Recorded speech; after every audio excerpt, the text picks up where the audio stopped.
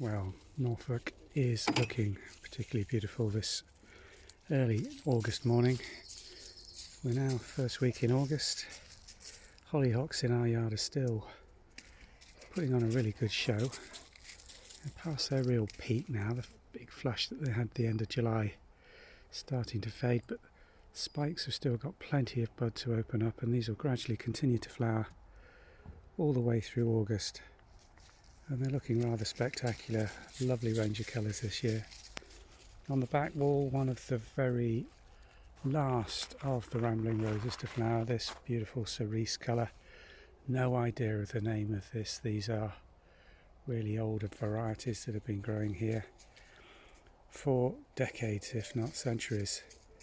The original garden probably contained some of these going back to the early 20th century and before, possibly. These are all just being struck from rooted cuttings. These long arches of growth, as you can see, come all the way forward, and if left to their own devices will just root into the gravel, form new plants. Very nice way of propagating your own roses. Obviously means they're not on a healthy rootstock, just on a natural rootstock, but they seem to thrive nonetheless of it. And what a beautiful colour this one is, just the last of the morning colour as it gradually fades into August. This little hosta is on a west face of a 5-foot wall on the other side of the yard we've just been filming in. With that little feverfew above it. This one's been in flower now for about 6 to 8 weeks. Because it doesn't get the full sunshine, those flowers are lasting an awful lot longer than one that was in a sunnier position. And above it, just starting to come into flower now, the Japanese anemones.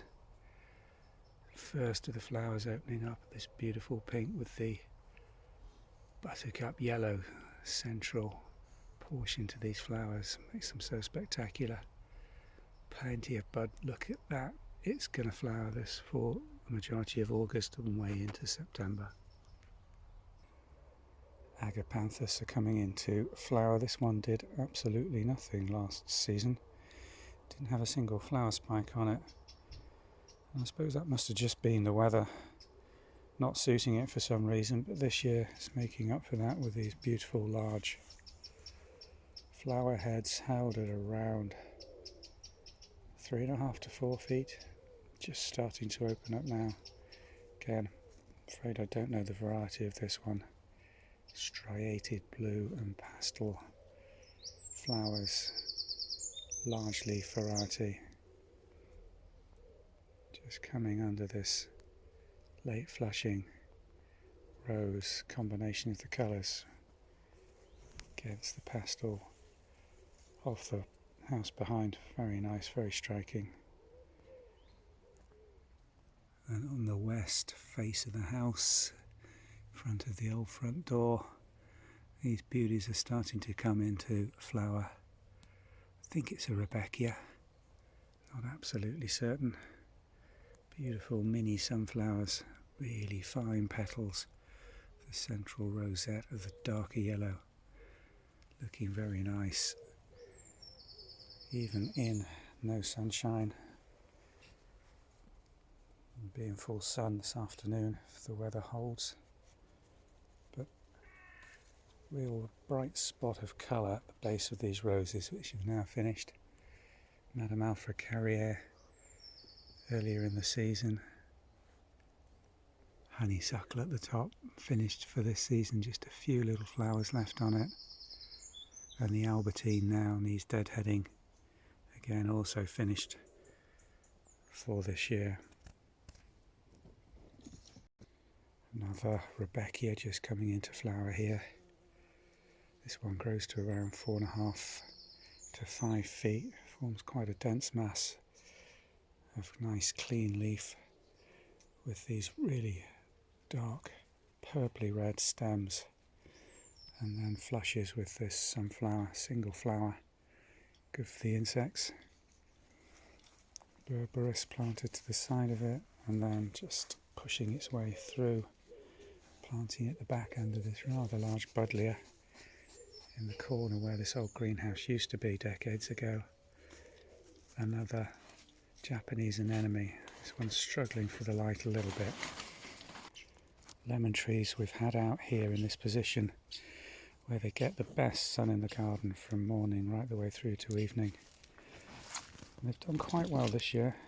It's not been a great summer for them, but plenty of buds still forming on these and some new growth still coming out in August. We'll leave these out as long as we possibly can with a careful eye on the frost warnings.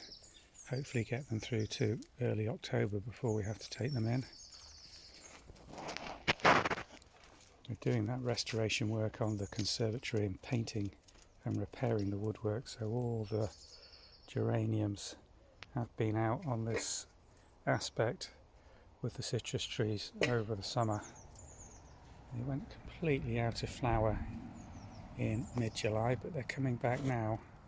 And there's more of them just scattered along this area that was left to just run natural with the self-seeded annuals and perennials, and a lot of tansies come up in here with daisy, feverfew again. There is lemon balm and all sorts of things coming up in there actually. And the roses on the back arch just coming to the end of their flowering season, but still from a distance, a little messy when you get close up as they're starting to brown, but plenty of growth coming on these for next season. And a lovely display of colour from a distance, as I say. And because we've been deadheading these, Kate does these very regularly, this gardener's delight's coming back into the second flush of flower.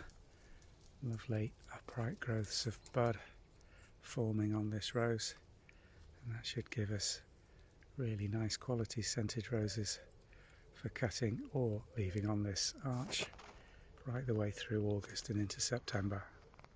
And to end this morning, this is the same little rose we started with in the courtyard.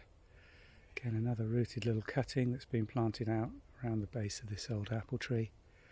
This one also has a rambling rector in it, which is now completely finished. But by selecting your plantings, you can get this succession of colour. And this long growth is almost suspended from this branch. He's putting in a little better, I think, before that blows out, but given this beautiful cascade of pink rose blossom right the way through into August. So we'll end it there.